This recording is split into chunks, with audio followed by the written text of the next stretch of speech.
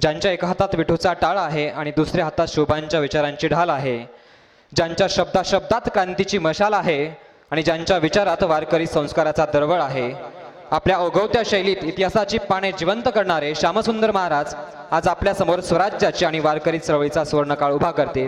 हरिभक्त परायण श्यामसुंदर महाराज. स्वराज्य संकल्पिका राजमाता अहिल्यादेवी जिजाऊ आईसाहेब, जगद्गुरू तुकाराम महाराज आदी सर्व महापुरुषांना या ठिकाणी मी वंदन करतो. आजचा काळ आणि आजचं परिस्थिती आणि या परिस्थितीमध्ये वारकरी संप्रदायाची सुरू असणारी दिशा आणि त्याच्यामध्ये आज छत्रपती शिवाजी महाराजांच्या विचाराला दिलं जाणारं वेगळं वळण, या सगळ्या पार्श्वभूमीवर आपण हा शिवजयंती उत्सव साजरा करत आहोत. शिवजयंती उत्सव असो, डॉक्टर बाबासाहेब आंबेडकरांची जयंती असो, या सर्व जयंत्यांना, सर्व महामानवांच्या जयंत्यांना डीजे लावून त्या ठिकाणी तरुणांची त्यांच्या हातामध्ये पहिला ग्लास अशा महापुरुषांच्याच जयंतीमध्ये देण्याचं पाप सध्या अत्यंत मोठ्या प्रमाणामध्ये केलं जातं आहे. कोणीतरी तिथला असणारा एखादा माणूस या तरुणांना पैसे देतो आणि त्याच्या माध्यमातून तो बिघडवण्याचं काम करतो. हे जाणीवपूर्वक अशा प्रकारचं एक षडयंत्र आहे की तरुणांनी आपल्या विचारापासून दूर जावं आणि त्यांच्यामध्ये भोगवादी अशा प्रकारची वृत्ती वाढावी. अशा कालखंडामध्ये विचारांचा जागर झाला पाहिजे आणि या विचाराच्या माध्यमातून नव्या पिढीला नवी दिशा जगण्याची मिळाली पाहिजे.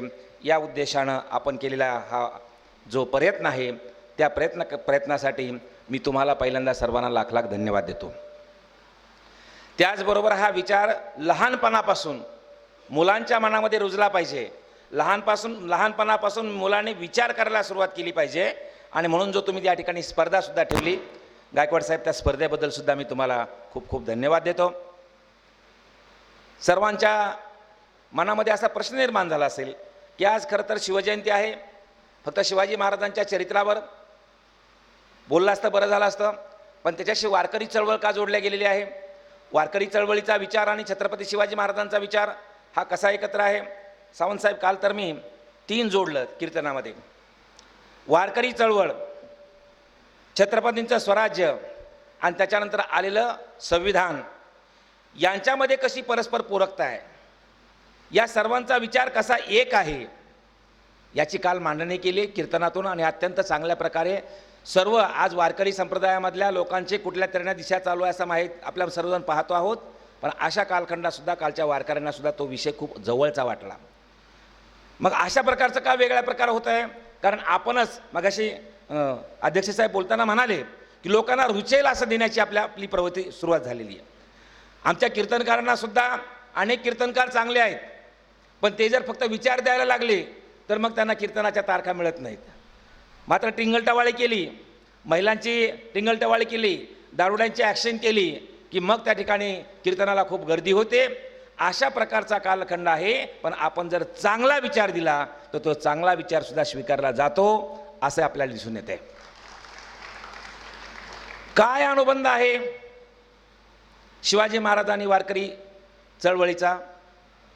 आपण जर अगदी ढोबळ महत्त्वाचे जरी मुद्दे पाहिले तरी एक गोष्ट आपल्या लक्षात येते की ज्या वेळेला या ठिकाणी विवेकवादी असणाऱ्या, जनतेची काळजी घेणाऱ्या राज्यांचा कालखंड संपला होता, त्याच कालखंडामध्ये इथला समाज दुबळा झाला होता. समाज दुबळा होण्याची 2 कारणे असतात. एक, तो स्वतःच्या कर्तव्यापासून दूर गेलेला पाहिजे आणि दुसरा, त्याच्यामध्ये एकोपा नसला पाहिजे.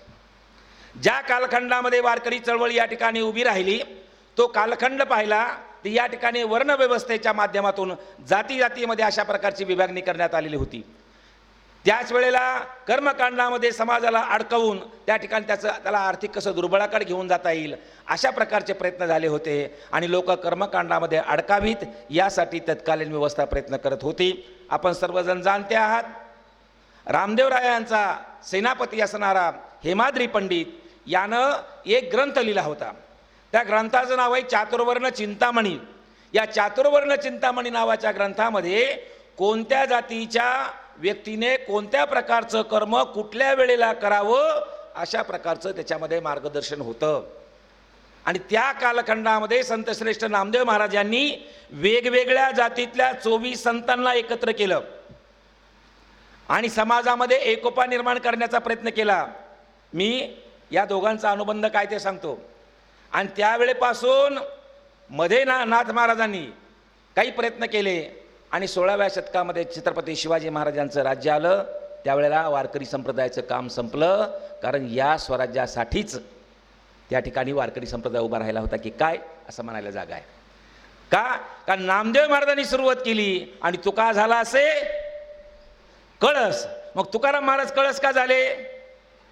नामदेव महाराजांनी ज्ञानेश्वर महाराजांना बरोबर घेऊन ज्ञानदेवे रचिला पाया.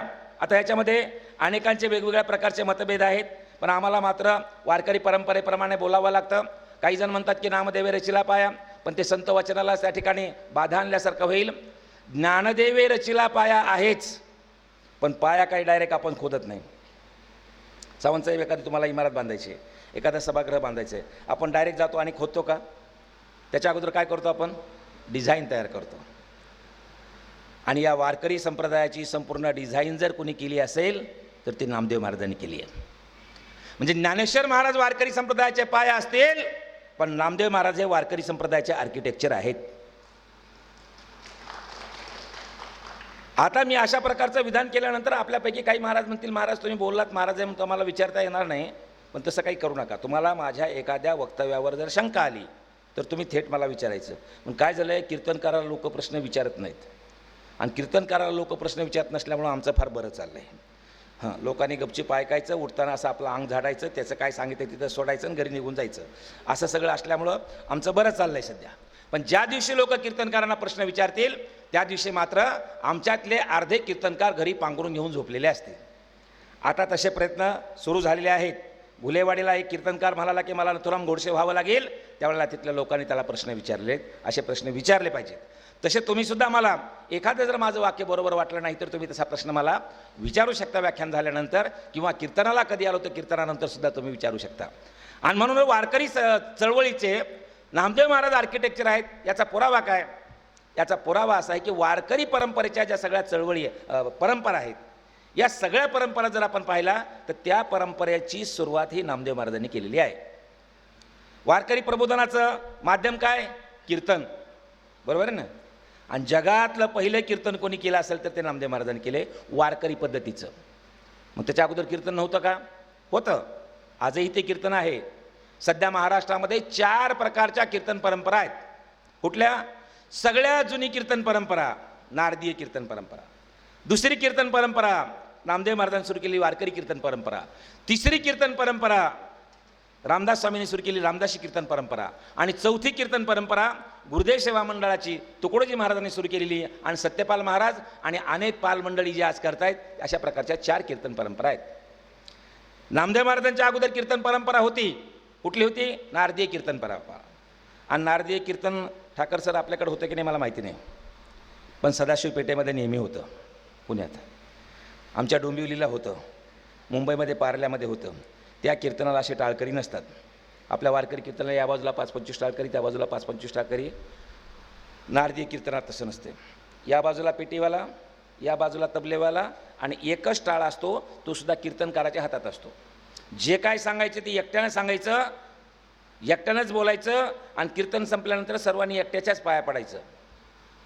नामदेव महाराजांनी ही कीर्तनपरा बंद केली.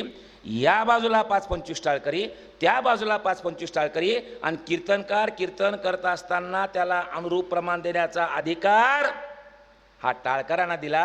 आणि सकळासी येथे आहे अधिकार, सगळ्यांना या ठिकाणी बोलण्याचा, मत मांडण्याचा, अभिव्यक्त होण्याचा अधिकार आहे, अशी भूमिका त्या ठिकाणी तयार केली. खऱ्या अर्थानं नामदेव महाराजांनी आध्यात्मिक लोकशाहीचा पाया घातला. कधी घातला? ज्या वेळेला संपूर्ण समाज अशा प्रकारचा जातीमध्ये, वर्णामध्ये, धर्मामध्ये विभागलेला होता आणि कर्मकांडाच्या माध्यमातून दुबळा झालेला होता, त्या कालखंडामध्ये तो अशा प्रकारचा झाला. त्यावेळेला अशा प्रकारचे राजे कुठले? आज छत्रपती शिवाजी महाराजांचं तर एवढ्या दिवसानंतर का आपण नाव घेतो? मग त्यांच्या अगोदर काय कोणी राजे झाले नाहीत का? किंवा त्यांचे समकालीन काही राजे नसतील का? त्यांच्यानंतर एखादा राजा झाला नसेल का? मग एवढे सगळे जर राजे अगोदर झालेले होते तर मग आज छत्रपती शिवाजी महाराजांचंच आपण एवढ्या दिवसानंतर नाव का घेतो? कारण इतर लोकांचे राज्यकारभार हा त्या राजाच्या नावानं गायकवाड साहेब ओळखला जायचा, आणि छत्रपती शिवाजी महाराजांचं राज्य मात्र शिवाजी महाराजांच्या पेक्षा कुणाचं म्हटलं होतं? रयतेचं राज्य होतं. म्हणून महामानव विश्वरत्न डॉक्टर बाबासाहेब आंबेडकर म्हणतात की मला संविधान लिहित असताना छत्रपती शिवाजी महाराजांच्या राज्यकारभाराचा खूप उपयोग झाला, कारण ते राज्य कुणाचं होतं? रयतेचं राज्य होतं. आणि संविधान कुणाचं आहे? आम्ही भारताचे लोक. संविधान कुणाचं आहे? आम्ही भारताचे लोक. आणि ते राज्य कुणाचं आहे? रयतेचं. म्हणजे हे जे सगळं आहे ते लोकांचं आहे, ही भावना छत्रपतींची होती. बाकीचा तपशील आपण अनेक शिवछत्रपतींच्या व्याख्यानामधून ऐकला असेल, त्यामध्ये मी आज जाणार नाही.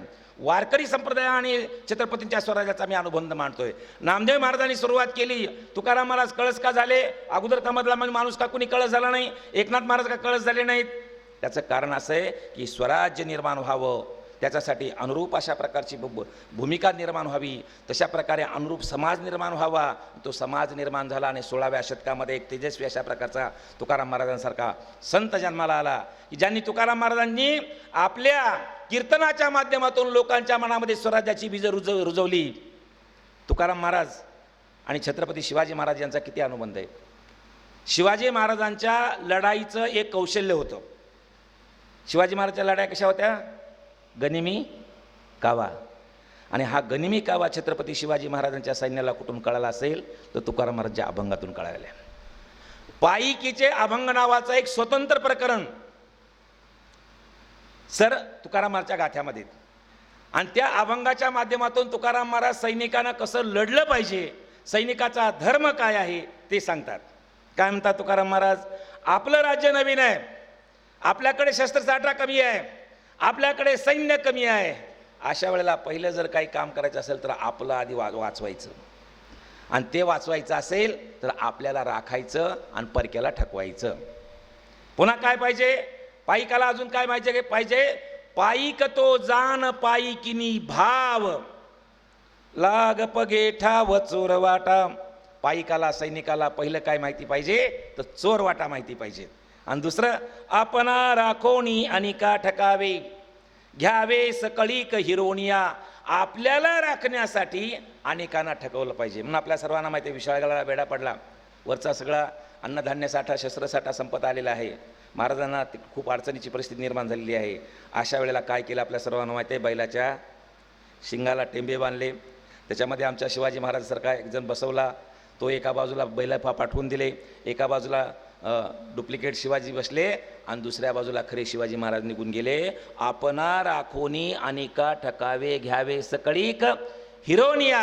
आपल्याला राखण्यासाठी दुसऱ्यांना ठकवलं पाहिजे, हे तुकाराम महाराज त्या ठिकाणी सैन्याला सांगतात. आता तुकाराम महाराज आणि शिवाजी महाराज यांच्या स्वभावाचं वैशिष्ट्य तुम्हाला सांगतो. खरं तर छत्रपती शिवाजी महाराजांच्या खऱ्या अर्थानं मार्गदर्शक आणि गुरु कोण असतील तर जगद्गुरू तुकाराम महाराज आहेत. मात्र आम्हाला वेगवेगळ्या ठिकाणी असे बोट केलेले कोणीतरी छत्रपती शिवाजी महाराजांचे गुरु आहेत असं दाखवलं जातं. न्यायालयानं मान्य केलेलं आहे की अशा प्रकारे रामदास स्वामी आणि तुकाराम शिवाजी महाराज यांची कधी भेट झालेली नाही, तरी सुद्धा आज तशा प्रकारचं पुन्हा पेरलं जात आहे. मला आज परिप्रेक्षामध्ये सांगावं लागेल, परवाच या महापौराच्या निवडणुका झाल्या आणि या निवडणुकामध्ये आमच्या मालेगावच्या महापौराने आपल्या मागं टिपू सुलतानची त्या ठिकाणी फ्रेम लावली म्हणून फार मोठा गदारोळ सध्या सुरू आहे. त्याच्यातच अत्यंत चुकीचं वक्तव्य ते काँग्रेसचे अध्यक्ष आदरणीय हर्षवर्धनजी सकपाळ साहेब की त्यांनी शिवाजी महाराजांच्या बरोबर टिपू सुलतानची बरोबरी केली. हे व्हायला नाही पाहिजे होतं. त्या ठिकाणी टिपू सुलतानची त्या ठिकाणी फ्रेम लावली म्हणून जर एवढा वाद झाला असेल तर इकडे पुण्यामध्ये कुणीतरी जो शिवाजी महाराजांचा कधीच गुरु नव्हता आणि त्याचा कधीच संबंध नव्हता म्हणून जर फ्रेम लावली असेल तर त्याच्याबद्दल का कुणी बोलत नाही? या दोन्ही गोष्टीबद्दल बोलला पाहिजे. मात्र एकीकडे बोलायचं आणि दुसरीकडे मौन पाळायचं, अशा प्रकारची सध्या स्थिती आहे. मग तुकाराम महाराज गुरु आहे त्याचं काय काम, याचं काय पुरावा आहे? तुकाराम महाराज सांगतात की मी कधीही भविष्य बघत नाही, किंबहुना भविष्य बघणारचं तोंड पाहत नाही. मात्र आज ज्या महाराष्ट्रातल्या संतांनी उत्तर भारतातल्या संतांना मार्गदर्शन केलं, संत श्रेष्ठ नामदेव महाराज, ज्ञानेश्वर महाराज यांनी 2 वेळा उत्तर भारताचा दौरा केला आणि तिथल्या संत परंपरेमध्ये आमच्या महाराष्ट्रातल्या संत परंपरेला आदर्श मानलं जातं. परवाच मी रविदास महाराजांच्या जयंतीच्या निमित्तानं एका ठिकाणी कीर्तनाला गेलो होतो आणि त्यावेळेला रविदास महाराजांचं वेगवेगळ्या प्रकारचं साहित्य वाचत असताना, कीर्तनाला जाताना थोडी तयारी करून जात असताना रविदास महाराजांच्या मनामध्ये सुद्धा नामदेव महाराजांच्या विषयी किती आदर होता हे दिसून आलेलं आहे. मात्र आज संपूर्ण उत्तर भारतीय संत परंपरेला, वारकरी संत परंपरेनं मार्गदर्शन केलंय आणि आज मात्र उत्तर भारतीय संत येऊन आम्हाला मार्गदर्शन करतायत. काय मार्गदर्शन करतायत? एक जण ते पर्चीवालं आहे, पर्चीवालं माहिती आहे ना, पर्चीवालं. ते पर्चीवाला इथं आलं आणि त्यानं तुकाराम महाराजावर बोललो. काय बोललं माहिती आहे का? तुकाराम महाराज की लुगाई उन्हें डंडे से पीटती थी. म्हणजे तुकाराम महाराजांची बायको तुकाराम महाराजला दणक्याने मारत होती आणि हा बागेश्वर बाबा बाजूला उभारून बघत होता. पण त्याच्या मनामध्ये तरी तुकाराम महाराजांच्या विषयी एवढा द्वेष असण्याचं कारण काय? तो काय करतो? पर्ची काढतो, म्हणजे भविष्य सांगतो, वर्तमान सांगतो, भूतकाळ सांगतो. आणि तुकाराम महाराज सांगतात की बाबा असा भविष्यकाळ आणि भूतकाळ बघणारे जे लोक आहेत ना, त्यांचं मला तोंड पाहू वाटत नाही. काय म्हणतात तुकाराम महाराज? सांगो जाणती शकोन भूत भविष्य वर्तमान, त्यांचा आम्हासी कंटाळा पाहून आवडती डोळा. अशा प्रकारचे जे लोक आहेत ना, ते मला डोळ्यानं पाहायला सुद्धा आवडत नाहीत. मग असं जर या भविष्यवाल्याबद्दल बोलत असतील तर बागेश्वर कसं काय चांगला म्हणेल? दुसरा तुकाराम महाराज असल्या तोटक्यावर विश्वास ठेवत नाहीत. पण अलीकडे एक शिवपुराण कथाकार आहेत, ते आपल्याकडे येतात. आमच्या महिला मंडळी फार जातात तिकडे, कारण त्यांना फार सोपं सांगितलेलं आहे. तुमच्या काही समस्या बिमाशा आहेत ना, त्यासाठी काही प्रयत्न करायची गरज नाही. 1 लोटा जल आणि सर्व समस्या का हल नाही, हाल होणार आहेत तुमचे. हां, अजून काय सांगतात ते? मुलं जर तुमची पास व्हायची असेल तर त्याला अभ्यास करायला लावू नका. अशा स्पर्धा बिर्धा काय घेऊ नका तुम्ही. मग काय करा? एक बेलाचं पान घ्या, त्या बेलाच्या पानाला ते मधल्या भागावर वरून मध लावा, खारून मध लावा आणि ते महादेवाला अर्पण करा, तुमचं पोरगं पास होईल. असं जर तुम्ही बसलेले सगळे पालक आहेत, ह्या स्पर्धेला येताना तसं केलं असतं, तुमचे पोरं पास झाले असते का? तिथं नाही झाले असते. मग तुकाराम महाराज मात्र असं म्हणत नाही की तुम्ही त्या ठिकाणी बेलाचं पान वाहा. तुकाराम महाराज सांगतात, तुम्हाला जर यशस्वी व्हायचं असेल तर प्रयत्न करा. एका प्रयत्नामध्ये अपयशी व्हाल, हरू नका. एका प्रयत्नामध्ये अयशस्वी व्हाल, हतबल होऊ नका. पुन्हा प्रयत्न करा, कारण कोवळं असणारं झाडाचं मूळ हे पुन्हा पुन्हा खडकाला धडका देतं आणि त्या खडकामध्ये घुसतं आणि शेवटी यशस्वी होतं. तसं तुम्ही अभ्यास करा. महाराज सांगतात, ओले मूळ भेदी खडकाचे अंग, अभ्यासाशी सांग कार्य सिद्धी. तुम्हाला अभ्यास केल्याशिवाय तुमचे मुलं पास होणार नाहीत. अशा प्रकारचा वैज्ञानिक दृष्टिकोन तुकाराम महाराज सांगतात आणि म्हणून तोच दृष्टिकोन यांनी पाळलेला आहे. इथे काय म्हणतात? सांगो जाणती शकोन भूत भविष्य वर्तमान पाहणाराचा मला कंटाळा येतो. छत्रपती शिवाजी महाराजांनी कधीच भविष्य कोणत्या बाबाला हात दाखवल्याचा पुरावा नाही.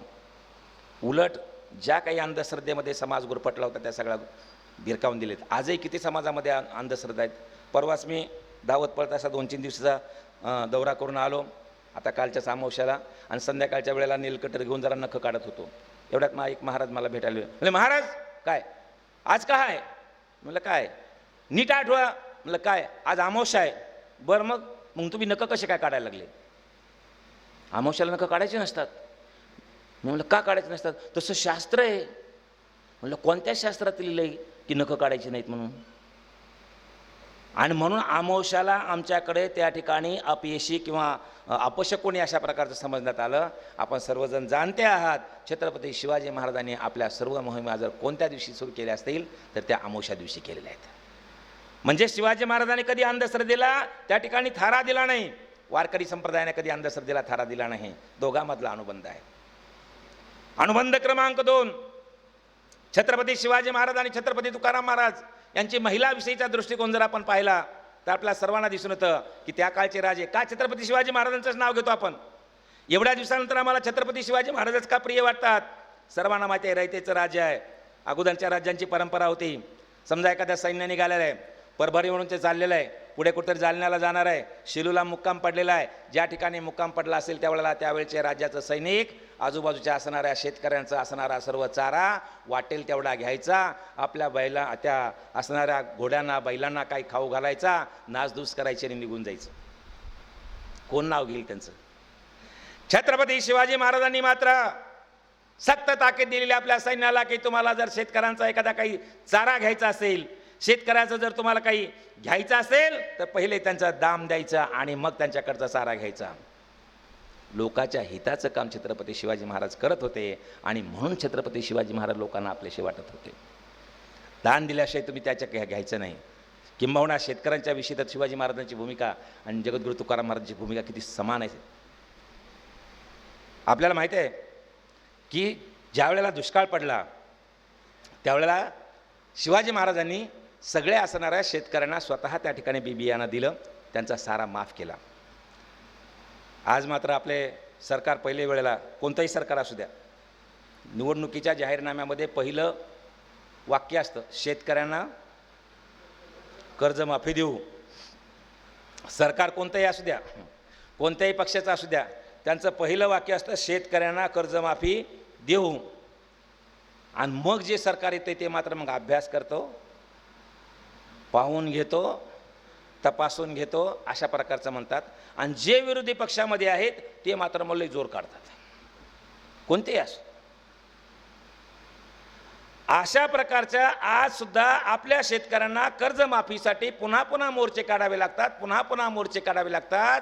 पण जगामधल्या एकाही शेतकऱ्याने कर्जमाफी मागितलेली नसताना शेतकऱ्यांची कर्जमाफी करणारा जगामधला पहिला महापुरुष कोण असेल तर त्या महापुरुषाचं नाव आहे जगद्गुरू तुकाराम महाराज.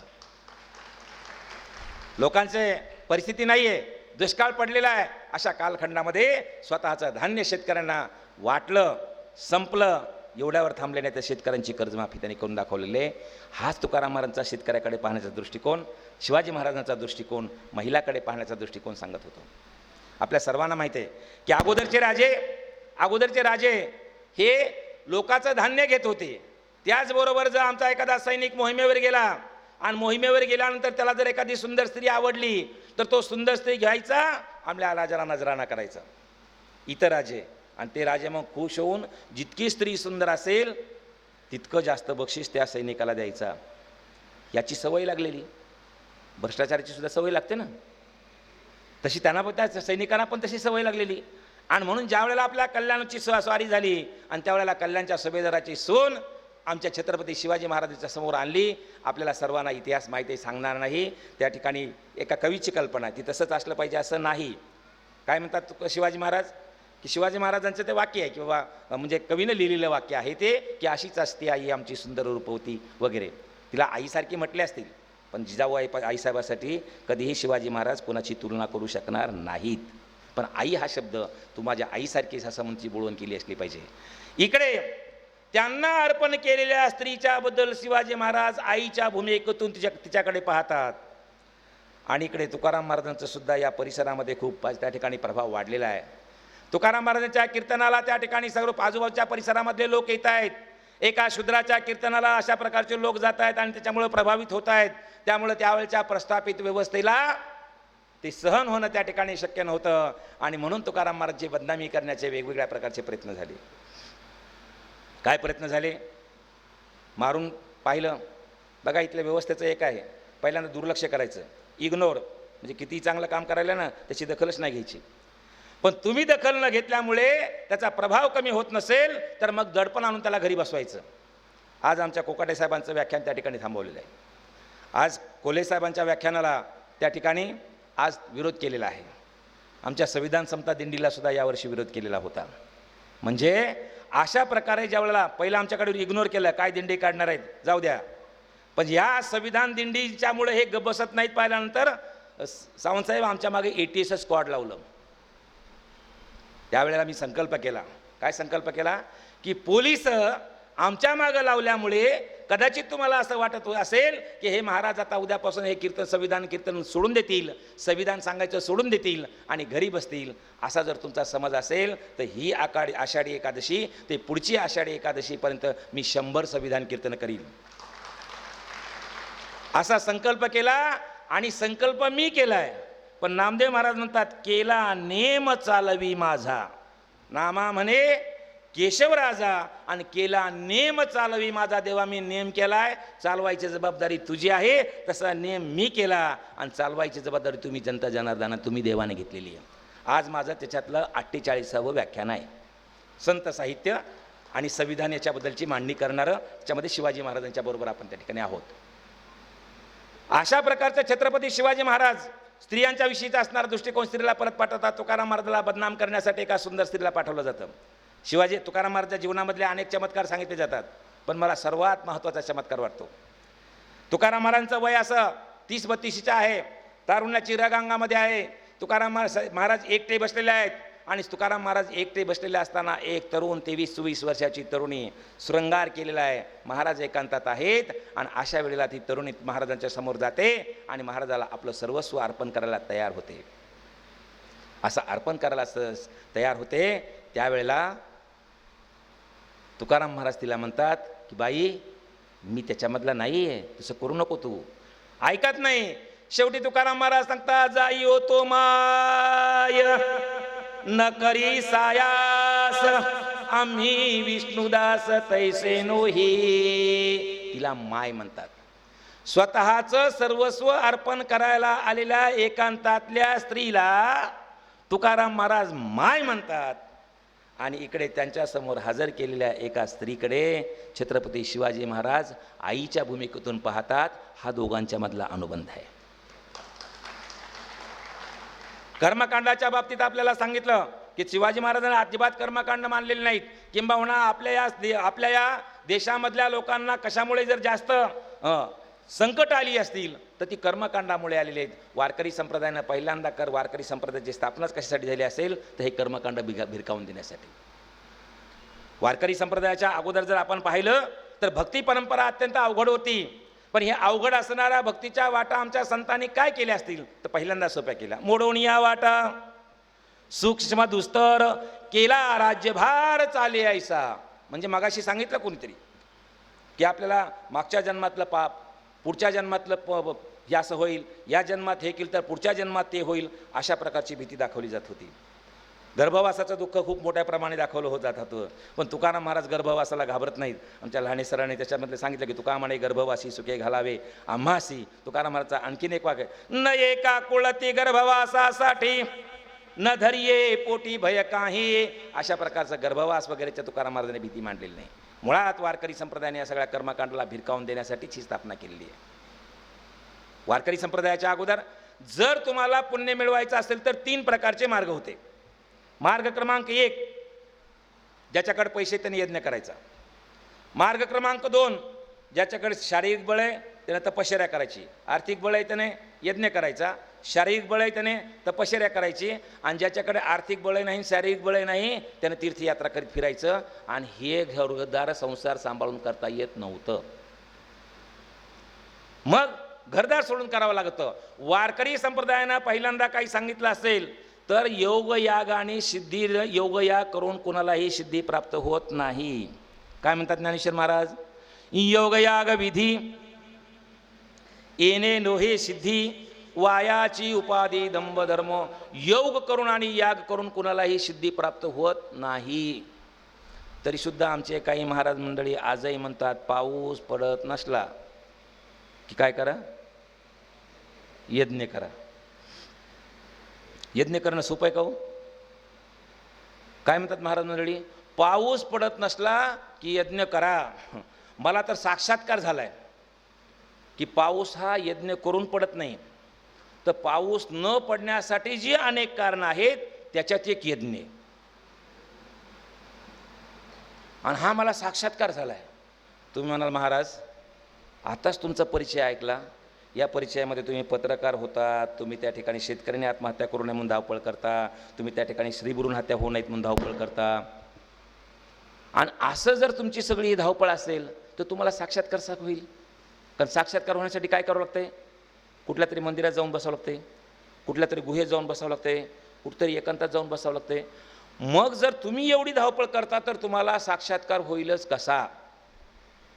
इतर महाराजांना साक्षात्कार होण्यासाठी, शांती मिळवण्यासाठी, तीर्थयात्रा करण्यासाठी कदाचित एखाद्या गुहेत जावं लागत असेल, कदाचित एखाद्या मंदिरात जावं लागत असेल, पण माझ्यासाठी मात्र गेल्या काही दिवसामध्ये तीर्थक्षेत्र बदललेली आहेत.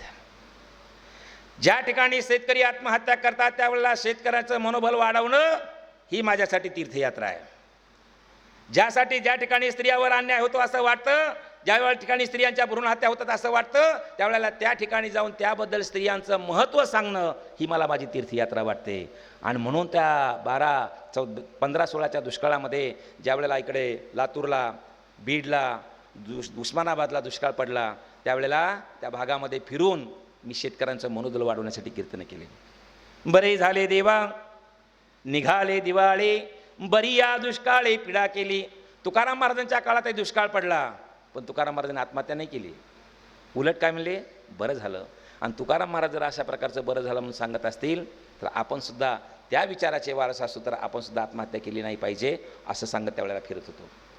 त्यावेळेला मी नदीवर गेलो साहेब, मी बारवावर गेलो साहेब, मी तळ्यावर गेलो.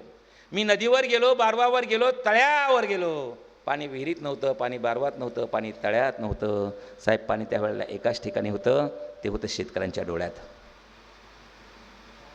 आणि ते सगळं मी पाहत एका वर्तमानपत्राचा त्यावेळेला राजकीय संपादक काही होतो आणि म्हणून लातूर जिल्ह्याचा संपूर्ण दौरा केला, सगळं पाहिलं. आणि महिना कुठला होता साहेब माहिती आहे का? श्रावण महिना. आता श्रावण महिन्याचं वातावरण कसं असतं आणि अशा कालखंडामध्ये कवीची काव्य कसं स्फुरून येतं आमच्या ठाकर सरांना विचारा. बालकवीने कधीतरी 70-80 वर्षापूर्वी लिहिलेली कविता इथे बसलेल्या प्रत्येक माणसाच्या जिभेवर आता असेल, श्रावण महिन्यावरची. कोणते? श्रावण माशी हर्ष मानसी हिरवळ दाटी चोहीकडे, आणि क्षणात येते सरसर सर्वे, क्षणात फिरुणी ऊन पडे. वरती बघता इंद्रधनुचा गोफ दुहेरी विनला असे, आणि मंगल तोरण काय बांधले नभो मंडपी कुणी भाषे. कोण म्हणतात? बालकवी. पण मी 13, 14, 15च्या दुष्काळामध्ये ज्या वेळेला लातूर जिल्ह्यामध्ये गेलो त्यावेळेस सर मला श्रावण असा नाही दिसला. मग मला श्रावण कसा दिसला सांगू? उजाड राणे उदास चेहरे डोळ्यात दाटले पाणी. उजाड राणे उदास चेहरे डोळ्यात दाटले पाणी. आणि श्रावणात मग कशी सुचावी सांगा पाऊस गाणे. श्रावणामध्ये मग कशी पाऊस गाणे सुचतील? श्रावण माशी हर्ष मानसी होतच नाही मुळी आता. बालकवीना होत होता, मला होत नाही. का? कारण बालकवीला हिरवळ दिसत होती आणि मला हिरवळ दिसत नाही. श्रावण माशी हर्ष मानसी होतच नाही मुळी आता. का होत नाही? कारण हिरवळ शोधून कुठे दिसेना, झाड बोडके सांगे व्यथा. आभाळाकडे लावून नजरा डोळे पुरते थकून गेले, आणि मातीच्या गर्भात पेरले कोंब कोवळे सुकून गेले. जनावरांचे पोट खपाटी, गाईचा तर आटला पान्हा, दुधासाठी टाहो फोडितो झोपाळ्यात भुकेला तान्हा. आणि अशा परिस्थितीमध्ये मग केंद्रीय पथकं येतात, राज्याची पथकं येतात, पाहणी करतात, आणि मग आम्हाला शेतकऱ्याला भरघोस मदत घोषित केली जाते. त्यावेळेला सुद्धा भरघोस मदत घोषित केली होती की ते दुबार पेरणी करण्यासाठी, दुसऱ्यांदा पेरणी करण्यासाठी 1 हेक्टरला 1,500 रुपये. एका हेक्टर पेरणीला 1,500 रुपये. मला सांगा, 1,500 रुपये घेऊन एक बैल जोडी आणि आऊत हाकणारा माणूस तरी उभा राहील का?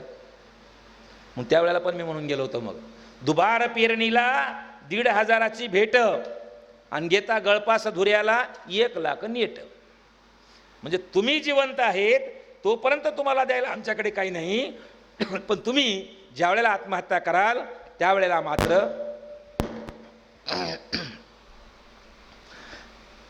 मात्र आम्ही तुम्हाला 1,00,000 रुपये देऊ. मग आश्वासनं होतात. आणि त्यावेळेला लिहिलं होतं मग मी, आश्वासनांच्या वांज ढगाची रोज नव्याने होते दाटी. आश्वासनांच्या वांज ढगाची रोज नव्याने होते दाटी, ऊर फुटला धीर सुटला मृगजळाच्या धावणे पाठी. आणि शेवटचं वाक्य होतं, ही कविता छगन भुजबळ साहेबांनी विधानसभेच्या त्या अधिवेशनामध्ये म्हणून दाखवली ती. छगन भुजबळ साहेब त्यावेळेला विरोधी वाकावर होते आणि त्यावेळेला सत्ताधारी वाकावर आत्ताचेच असणारे मुख्यमंत्री देवेंद्र फडणवीस साहेब होते. ते मुख्यमंत्री समोर बसले होते, या बाजूला छगन भुजबळ साहेब होते. छगन भुजबळ साहेबांचा भाषणाचा आवेश, त्यांचे ते हातवारे वगैरे आपल्या सगळ्यांना पाठ आहेत. आणि समोर मुख्यमंत्री बसलेले होते आणि इकडून भुजबळ साहेब बसले होते. आता ती कल्पना करा आणि ते वाक्य कसं त्यांनी म्हटलं असेल ते बघा. शेवटचं वाक्य असं आहे की वर्षा ऋतू सरून गेला, वर्षा वाचून सुकली शेते.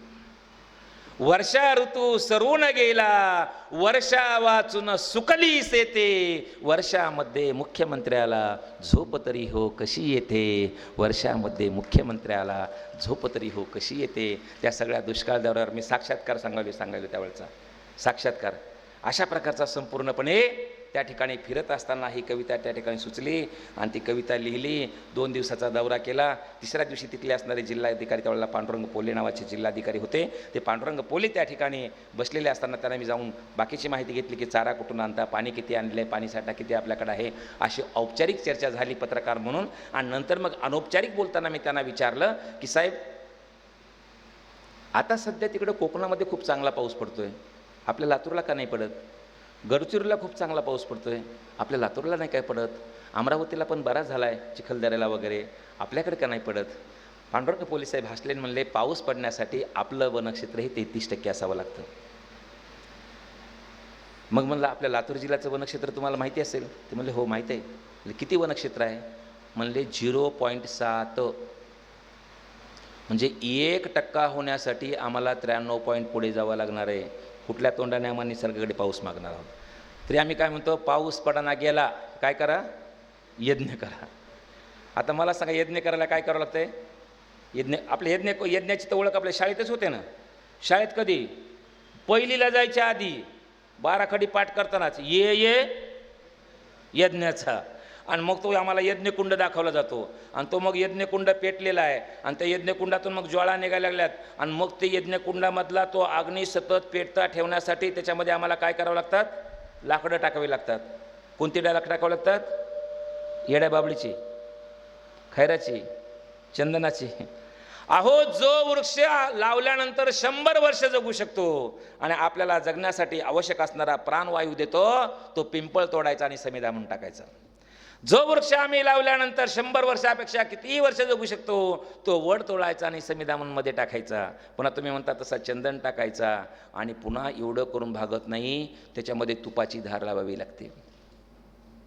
किती मोठी लावावी लागते? हत्तीच्या सोंडे एवढी. अखंडपणे यज्ञात तुपाची धार. किती दिवस? आपल्या सप्त्याचं बरं असते. सप्त्याला जात असताना तुम्ही, सप्त्याचं बरं असते. सप्त्याचं कसं असते? आज सप्ताह सुरू झाला की 7व्या दिवशी काला सगळा संपला. म्हणजे त्या 7 दिवसामध्ये कुणाचं कीर्तन चांगलं हो, नाही तर कुणाचं कीर्तन पालतं पडो, 7व्या दिवशी काला होते. यज्ञाचं तसं नाही.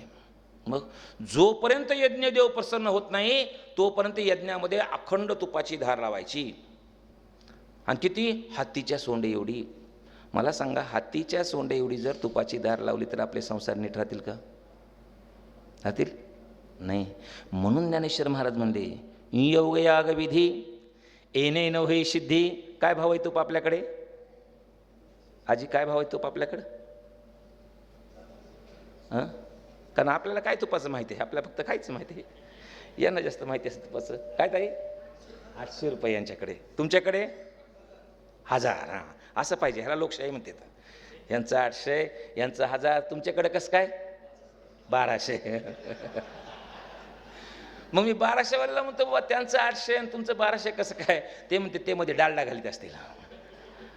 अरे म्हणलं बरं, ते डालडा घालतात, मधलेही त्या ठिकाणी 1000 दिले, तुमचं 1200 कसं आहे? मग ते म्हणते आमचं गिर गाईचं आहे. आता जाऊ द्या, ते 800चं पण जाऊ द्या, 1200चं पण जाऊ द्या, 1000 रुपयाचं तूप जाळायचं म्हणते, आपले संसार नीट राहतील का? नाही राहणार. म्हणून ज्ञानेश्वर महाराजांनी आम्हाला सांगितलं, योग याग विधी येणे नोहे सिद्धी, वायाची उपाधी दंभधर्म. योगाच्या आणि यज्ञाच्या नादाला लागू नका. त्याच्यामुळे तुमचा फायदा तर होणारच नाही, नुकसान होईल. काय नुकसान होईल? वायाची उपाधी दंभधर्म. मी यज्ञ केलाय, मी यज्ञ केलाय असा अहंकार होईल. आणि मग तो अहंकार व्हायचा नसेल तर तुम्ही यज्ञ करू नका. तुमचा संसार बुडायचा नसेल तर यज्ञ करू नका. असं सांगून आपल्याला, समाजाला पहिल्यांदा कर्मकांडातून बाहेर काढण्याचं काम संतांनी केलं. ते कामधंदा सोडून मंदिरा बिंदिरमध्ये जाऊन बसू नका म्हणले. तुम्ही तुमचं काम केलं की तुमची भगवंताची भक्ती झाली. आपल्या कामाला बघा, आमच्या तुकाराम महाराजांचा अभंग आहे की तुमच्या कामाला तुम्ही महत्त्व दिलं पाहिजे, आणि त्या कामाला महत्त्व दिलं तर खरं तुमचं हे आहे. आणि म्हणून आमच्या संतांनी ज्याप्रमाणे कर्मकांडातून लोकाला बाजूला काढलं, त्याचप्रमाणे सर्व समाज घटकाला एकत्र घेतलं. वारकरी संप्रदाय आणि छत्रपती स्वराज्य याच्यामध्ये आणखीन काय अनुबंध आहे? अनुबंध असा आहे की वारकरी संप्रदाय एका जातीचा नाही आणि छत्रपती शिवाजी महाराजांचं स्वराज्य एका जातीचं नाही. वारकरी संप्रदाय एका धर्माचा नाही आणि छत्रपती शिवाजी महाराजांचं स्वराज्य एका धर्माचं नाही. वारकरी संप्रदाय फक्त पुरुषांचा नाही, तो स्त्रियांचा सुद्धा आहे. तसं आमच्या छत्रपतीच्या स्वराज्यामध्ये स्त्रियांना सुद्धा तितकाच अधिकार होता. आणि या सगळ्या गोष्टीचं रूपांतर पुन्हा संविधानात झालेलं आहे. जे अधिकार वारकरी संप्रदायाने दिले, जे अधिकार छत्रपती शिवाजी महाराजांनी दिले, तेच अधिकार आम्हाला संविधानाने मिळालेले आहेत. म्हणून वारकरी संप्रदाय हा सर्व जातीचा आहे. पुरावा तुकाराम महाराजांच्या एका अभंगामध्ये सर्व संतांचं वर्णन केलेलं आहे, आणि ते संतांचे नुसतं काम कळलं की आपल्याला त्यांची जात कळते. कोणता अभंग आहे? ऊंच नीच काही नेणे भगवंत, तिष्ठे भाव भक्त देखून या. आणि या अभंगामधला तिसरा चरणामधला पहिला संत आहे चर्मरंगू लागे रोहिदासा संगे कबीराच्या मागे सेलेविनी सज्जन कसाया विकू लागे मास. म्हणजे आमचा भगवंत सज्जन कसायाला मांस विकायला सुद्धा मदत करतो. आम्ही वारकरी आहेत, आम्ही मांस खात नाही, पण अलीकडे कुणीतरी मांस खातो म्हणजे फार आमचा शत्रू आहे असं दाखवलं जात आहे. आणि ते जर मांस इतकं वाईट असतं तर आमच्या भगवंताने विकायला मदत केली असती का? म्हणून सज्जन कसाया विकू लागे मांस, माळ्या सावत्यास खुरपू लागे नरहरी सोनारा घडू फुंकू लागे चोखा मेळा संगे ढोरे उडी. याच्यामध्ये बघितलं सर्व जातीचे संत आपल्याला दिसतात. आणि याच्यामधलं तुम्ही बऱ्याचपैकी शिक्षक पण असणार आहेत. याच्यामधलं जर व्याकरण आपण पाहिलं ना, तर सर ह्याच्यामध्ये असं नाही म्हटलं की सज्जन कसायाचं मांस विकून देत होता, नरहरी सोनाराचे दागिने घडून देत होता, आणि सावतामाळ्याचं शेत खुरपून देत होता, असं नाही म्हटलं. मग खुरपू लागे, ओढू लागे, घडू लागे. म्हणजे तुम्ही जर तुमचं काम करत असाल तर भगवंत तुमच्याबरोबर आहे. तुम्ही तुमचं काम करत नसाल तर भगवंत तुमच्याबरोबर नाही. म्हणून मी कीर्तनामध्ये व्याख्यानामध्ये नेहमी सांगत असतो, विद्यार्थ्यांना अभ्यास करणं ही भगवंताची पूजा आहे, शेतकऱ्यांना शेती करणं ही भगवंताची पूजा आहे, शिक्षकांनी विद्यार्थ्यांना शिकवणं ही भगवंताची पूजा आहे. पण नेमकं उलटं होतं.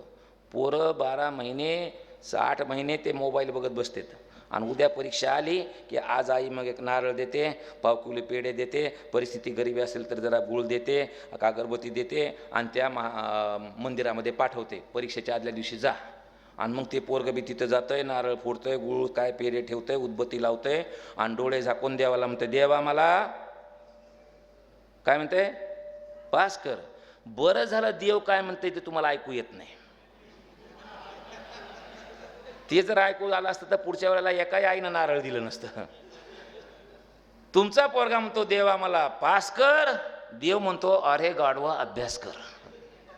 म्हणून विद्यार्थ्याने अभ्यास करणं ही भगवंताची पूजा आहे, शेतकऱ्यांना शेती करणं ही भगवंताची पूजा आहे, शिक्षकाने विद्यार्थ्यांना शिकवणं ही भगवंताची पूजा आहे, आणि डॉक्टराने योग्य दरात ही म्हणावं लागायले. आता नुसतं उपचार करणं नाही म्हणून जमत. कारण एखादा माणूस ताप आला म्हणून जर ॲडमिट झाला तर बिल बघून अटॅक येऊन मारायला आहे, अशी परिस्थिती झाली. मग डॉक्टराने योग्य दरात उपचार करणं ही भगवंताची पूजा आहे. म्हणून आमच्या संतांनी कधी कामधंदा सोडून मंदिरात जाऊन बसा नाही सांगितलं. मग काय म्हणले? मग काय करा? काम करता करता भक्ती करा. कामामध्ये काम, काही म्हणा राम राम, जाईल भवश्रम सुख होईल दुःखाचे. बघा, आपल्या या परभणी जिल्ह्यामधून कालच विचारलं, आषाढी एकादशीला किमान 1 लाख वारकरी जात असतील. मी मुंबईमध्ये राहतो, एकट्या मुंबईमधून किमान 1.5 लाख वारकरी आषाढी एकादशीला जात असतील. पण पंढरपूरपासून फक्त 36 किलोमीटर अंतर आहे. भगवंताचे अत्यंत लाडके भक्त आहेत, त्यांचे अभंग अत्यंत आवडीनं आम्ही सगळे वारकरी गातो. पण ते 36 किलोमीटर अंतर पार करून एकदाही ते संत पंढरपूरला गेले नाहीत.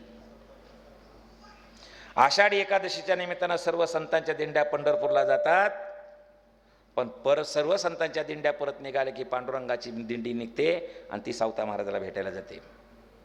आता सावता महाराज एकदाही पंढरपूरला गेले नाहीत. एकदा दिंडी निघाली. आता दिंडीमध्ये पण काही सगळे लोक एकाच उद्देशाने जात नाहीत, वेगवेगळ्या लोकांचा वेगळा उद्देश असतो. म्हणजे आमचा पकवाज वाजवणारा असेल ना, तर तो मी किती चांगला पकवाज वाजवतो हे दाखवण्यासाठी, आणि दुसरा एखादा चांगला पकवाजा असेल तर त्याचे 2 बोल शिकण्यासाठी तो जाईल पकवाज वाजवायला. गाणारा असेल तर आपलं गाणं लोकांना दाखवण्यासाठी, आणि दुसऱ्याच्या 2 चाली 2 राग समजून घेण्यासाठी. किंबहुना वारीला जर जायचं असेल तर तुकाराम महाराज सांगतात की गात गेलं पाहिजे. काय म्हणतात महाराज?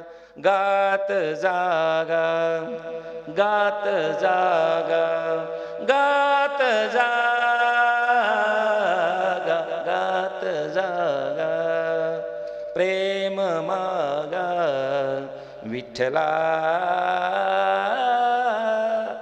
गात पंढरपूरला गेलं पाहिजे. म्हणजे काही लोक गात जातात, काही लोक वाजवीत जातात, काही लोक गात जातात, आणि काही लोक आता खाण्यापर्यंत होतं तेवढं तरी ठीक आहे.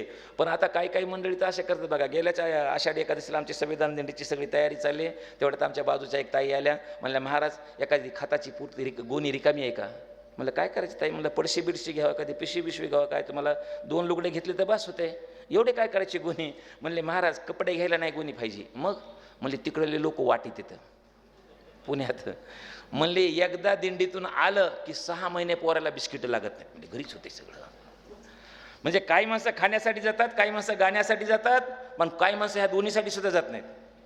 काही माणसं काय ते दिंडीकरे पशी पण नसतात, ते टाळकरे पशी पण नसतात, ते झेंडेकरे पशी पण नसतात. एक तर 1 किलोमीटर पुढे असतात, नाही तर 2 किलोमीटर मागे असतात, आणि जाताना गपचिप नाही जाणार. ते विचार ना, हे गाव कोणतं आहे, इथला सरपंच कोण आहे, ते कोणत्या पक्षाचं आहे. तसं सावता महाराजांच्या कालखंडामध्ये सुद्धा काही चौकशी संप्रदायाचे लोक होते. आषाढीची एकादश 2 दिवसावर आहे. सावता महाराज त्या ठिकाणी मळ्यामध्ये पाणी द्यायला लागलेत मोठीनं. आता मोठ फक्त आपल्याला माहिती आहे, आपल्या पुढच्या पिढीला मोठ कळणार नाही. या आमच्या दादाला मोठ नाव सुद्धा माहिती नसेल, बरोबर आहे का? नाही ना माहिती? हां. मोठ म्हणजे पाणी द्यायचं एक साधन होतं पूर्वी. मोठीनं पाणी देतात सावता महाराज, आणि हे चौकशी संप्रदायाचे लोक तिथून चाललेत. त्यांना बघितलं, अरे म्हणले सावता महाराजांचा मळा आहे ना? ते म्हणले हो. मग सावता महाराजांचा हा मळा आहे, परवाच्या दिवशी आषाढी एकादशी आहे, आणि मग परवा आषाढी एकादशी असताना हे सावता महाराज मात्र इथं खुशाल पाणी देत बसलेले आहेत. असं कसं काय बसले ते? तुकाराम सावता महाराज चला म्हणले आपण जाऊन विचारू. आणि त्यावेळेला मग 4-5 जणांचा टोळका गेलं. सावता महाराजांनी विचारलं, महाराज परवा आषाढी आहे, आम्ही दिंडीनं पंढरपूरला चाललोय, तुम्हाला यायचं नाही का? सावता महाराज हसले आणि म्हणले, मी तुमच्याबरोबर पंढरपूरला आलो असतो, पण मी जर तुमच्याबरोबर पंढरपूरला आलो तर माझ्या शेतातला कांदा, माझ्या शेतातला मुळा आणि माझ्या शेतातली भाजी सुकून जाईल. आणि आज माझ्यासाठी विठाई कोण असेल तर कांदा मुळा भाजी, कांदा मुळा भाजी, कांदा मुळा भाजी, कांदा मुळा भाजी, अवघी विठाई माझी, अवघी विठाई माझी. आज माझ्यासाठी विठाई कांदा मुळा आहे. महाराज हरीबद्दल काय तुमचं मत आहे? लसूण मिरची कोथिंबिरी, अवघा झाला माझा हरी. अशा प्रकारचं असणारं पहिल्यांदा तुम्ही तुमचं काम केलं पाहिजे असं सांगितलं जातं. म्हणून लोकाला कर्मकांडापासून काढून त्यांच्या कर्तव्याकडे घेऊन गेलेले आहेत वारकरी संत. पहिलं, सर्व जातीचे संत एकत्र आलेले आहेत. दुसरं, स्त्रियांना सुद्धा सारखा सन्मान केलेला आहे. आज तुम्हाला 50% आरक्षण मिळालं, बरोबर ना? खरं तर 50% इकडे पाहिजे होतात तुम्ही. व्याख्यानाला येत नाही ताई मंडळी आमच्या, कीर्तन ठेवलं असतं ना तुम्ही, मग तुम्हाला जागा पुरली नसतं, तुम्हाला इकडे सरकावं लागलं असतं. या भाषा मस्तात कीर्तनाला बसतात, आणि बसलं पाहिजे, आणि पुढे बसलं पाहिजे. चांगलं तुम्ही त्यांच्यासाठी जागा करून दिलेली आहे, कारण 50% आरक्षण आहे आता, बरोबर ना? आता सावंतसाहेब फक्त आरक्षणापुरतं मर्यादित नाही, आता पुढचे टप्पा गेलेला आहे. काय? आता त्या लाडक्या आहेत, आणि कुणाच्याही लाडक्या नाहीत. कुणाच्या लाडक्या आहेत? मुख्यमंत्र्याच्या लाडक्या बहिणीत. पण मला अलीकडेच काहीतरी कळलं की काही बहिणीचा लाड कमी झालाय म्हणा. काही बहिणीचा तर 4 महिने लाडच नव्हता म्हणा. कालच एका ताईने सांगितलं की पहिला हप्ता पडला म्हणल्या महाराजांचा, लाड पुन्हा सुरू झाला. बघा, आज आरक्षण आहे, पण खर्च आपण महिलांना काम करू देतो का? समजा आता एवढी आपली ओळख झाली, सावंतसाहेबांची पण ओळख झाली, ते नगराध्यक्ष आहेत. आता मग ओळख झाल्यानंतर ते म्हणतील महाराजांची चांगले वगैरे कीर्तन वगैरे चांगलं आहे, आपण असं करू, महाराजांकडेच राहायला बोलवू. मग मी इकडे राहायला आलो. सावंतसाहेबांना मला पुढच्या वेळेला तिकीटही दिलं, निवडणूक लागली, मला तिकीट दिलं, मी निवडूनही आलो, 5 वर्ष झाले बी, आणि माझा वॉर्ड महिलेसाठी राखीव झाला. आणि आता पुन्हा निवडणूक राहिली आणि माझ्यावर महिलेसाठी राखीव झाला, मी तिकीट कुणाला देईल? केवढा माझ्यावर विश्वास आहे. अजून आपली भेटसुद्धा झालेली नाही कधी, तरी पण मग ते म्हणतात की तुम्ही तुमच्या बायकोलाच तिकीट देणार. द्यायला पण काय हरकत नाही, पण बायकोला तिकीट दिलं तर तिला काम करू दिलं पाहिजे. परवाच्या का सरपंचाच्या मिटिंगला मला जाण्याचा योग आला. एक मुंबईचे अधिकारी आमच्या परळीला बदलून आले, BDO म्हणून मुंबईमध्ये मंत्रालयामध्ये होते, BDO परळीला आले. त्यांनी मला SMS केला की महाराज तुमच्या तालुक्यामध्ये मी आलेलो आहे, कधी परळीला आला तर या भेटायला. मी गेलो भेटायला गेल्यानंतर ते मला पिऊनने बाहेर अडवलं शिपायाने. मला थांबा, मला मध्ये मिटिंग चालू आहे साहेबांची. त्याला वाटलं धोत्रा बित्रावाला माणूस आहे, म्हणजे याचे काय काम असणार आहे, काहीतरी साहेबाला काहीतरी तक्रार घेऊन आला असेल, त्यांना काय माहिती भेटायला आलो. मला बाजूला बसवलं. मी साहेबांनी SMS टाकला की साहेब मी बाहेर आलेलो आहे, तुमची मिटिंग संपली की मला बोलवा. लगेच साहेबांनी मला बोलून घेतलं. म्हणले मिटिंग वगैरे काही महत्त्वाची नाही, गुप्त काही नाही, या महाराज. बसलो त्यांच्या बाजूला जाऊन, त्यांच्या बाजूलाच खुर्ची दिली. मिटिंग चालू होती. मिटिंग कोणाची होती? तालुक्यातल्या सर्व सरपंचांची. मला सांगा, तालुक्यातल्या सर्व सरपंचांची जर मिटिंग असेल तर त्याच्यामध्ये किती टक्के महिला पाहिजेत आणि किती टक्के पुरुष पाहिजेत? 50%. एकही महिला नव्हती. मिटिंग संपली, सगळे सरपंच बाहेर गेले. मी म्हणलं आज काही पुरुष सरपंचाची मिटिंग होती का? मी म्हणलं नाही. ते म्हणले नाही, दोन्हीची होती. मग मला 50% आरक्षण आहे ना? म्हणले हो. मग म्हणले 50% महिला पाहिजेत ना? मग महिला कशाला नाही? म्हणले महिला सरपंच येत नाहीत, मग त्यांचे नवरे येतात. म्हणलं इथे सह्या लागत असेल ना? म्हणले त्यांचे नवरेच सह्या ठोकतात. म्हणजे आज कायद्यानं आमच्या ताई मंडळींना त्या ठिकाणी आरक्षण दिलेलं आहे. सन 700 वर्षापूर्वी वारकरी संप्रदायाची पंढरपूरमध्ये स्थापना झाली, त्यावेळेला कुठल्याही प्रकारचं आरक्षण नव्हतं. पण तुम्ही संत परंपरेवर यादीवर संतांच्या यादीवर नजर टाका, तुम्हाला 50% महिला त्या ठिकाणी दिसतील. आणि काय एक एक महिला आहे. एकही पाटलाची पोरगी नव्हती, एकही सावकाराची पोरगी नव्हती, एकही आमदाराची पोरगी नव्हती, एकही खासदाराची पोरगी नव्हती. सगळ्याच तळामधून आलेल्या स्त्रिया होत्या. आज मी कर्तव्याबद्दल सांगतोय महिलांच्या. आज अनेक माझ्या ताई इथं बिना पदराच्या बसलेल्या आहेत. आजही आमच्या महाराज मंडळीला महिलाच्या पदराचं लय टेन्शन. अर्ध कीर्तन महिलाच्या पदरावर करतात. पंढरपूरमध्ये आमच्या नामदेव महाराजांनी वेगवेगळ्या जातीतल्या 24 संतांना एकत्र बोलावलं आणि एकत्र बोलावून 24 संतांचं सगळं मंथन करून वारकरी संप्रदायाची उभारणी करण्याचं ठरलं. त्यावेळेला तिथलं नेतृत्व करण्याची जबाबदारी कुठलाही आरक्षण नसताना नामदेव महाराजांनी कुणाकडे दिली असेल तर ती जनाबाईकडे दिली होती. आणि जनाबाई ते सगळं पाहायला सांगितलं, पण जनाबाई जरा चपापली. का चपापली?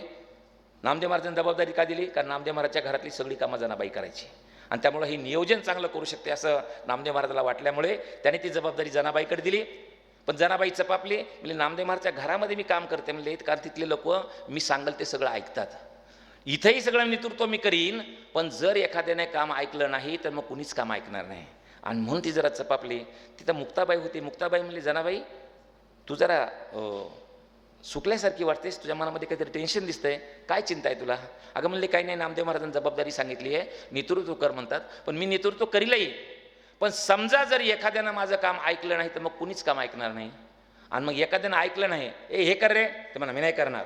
मग दुसऱ्याला सांगितलं तर म्हणले त्यानंच केलं नाही, मग मीच का करू?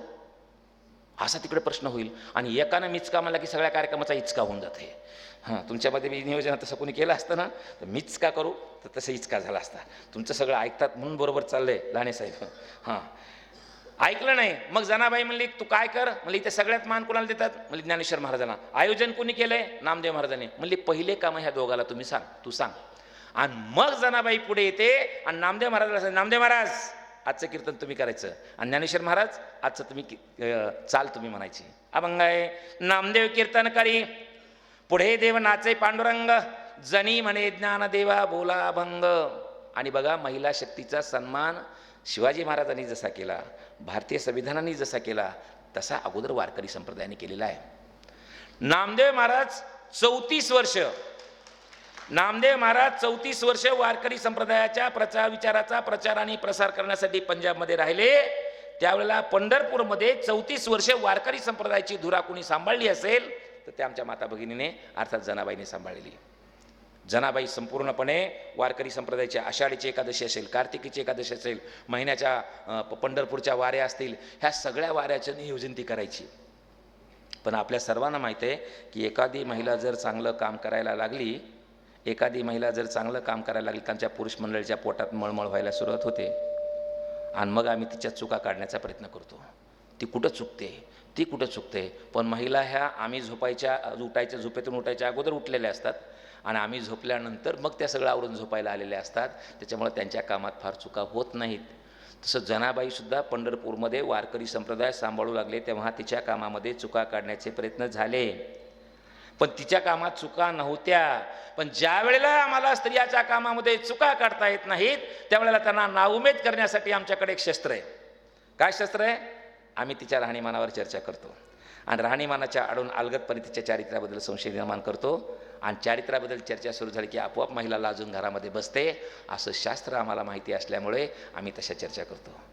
माझी जनाबाईसुद्धा पंढरपूरच्या वाळवंटामध्ये हा वारकरी संप्रदाय सांभाळू लागली त्यावेळेला तिथल्या लोकांनी जनाबाईच्याबद्दल कुजबूज करायला सुरुवात केली.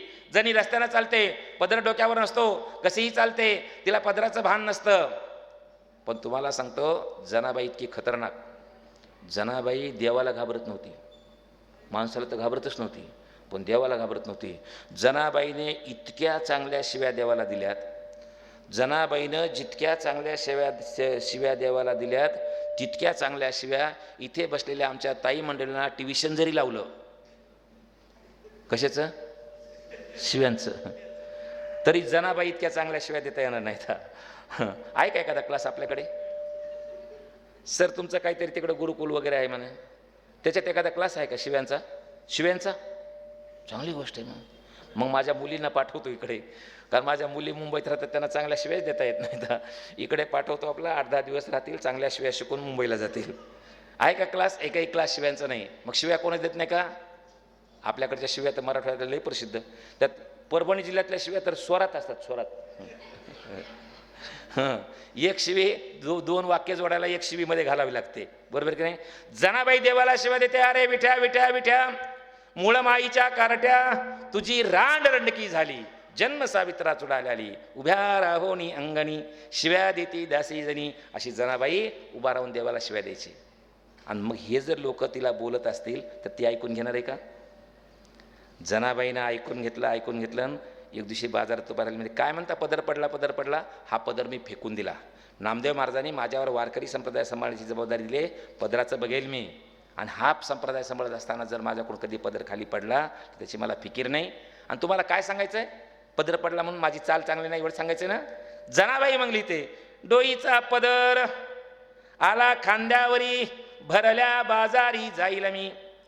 जने आज अनेक महाराज मंडळ म्हणतात आम्ही किती उच्च कोटीचे आणि पवित्र परंपरा जपणारे महाराज आहोत.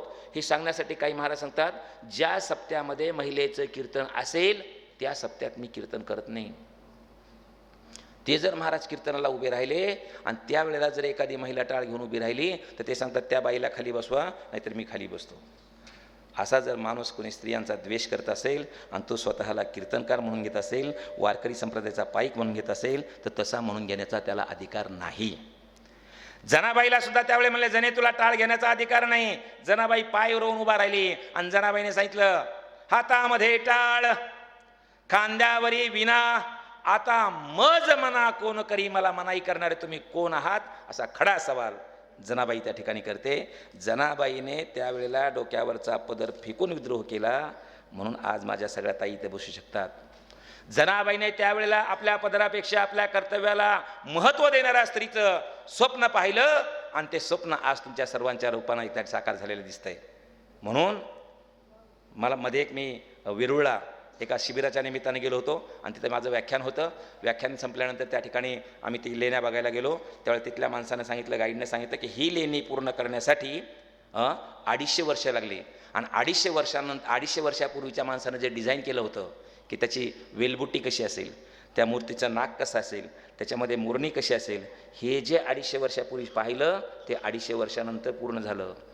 तसं जनाबाईने 700 वर्षापूर्वी आपल्या पदरापेक्षा कर्तव्याला महत्त्व देणाऱ्या स्त्रीचं स्वप्न पाहिलं. आणि म्हणून आज आम्हाला पंतप्रधान पदापासून ते राष्ट्रपती पदापर्यंत आणि मुख्यमंत्री पदापासून ते एखाद्या IAS ऑफिसरपर्यंत महिला दिसतात.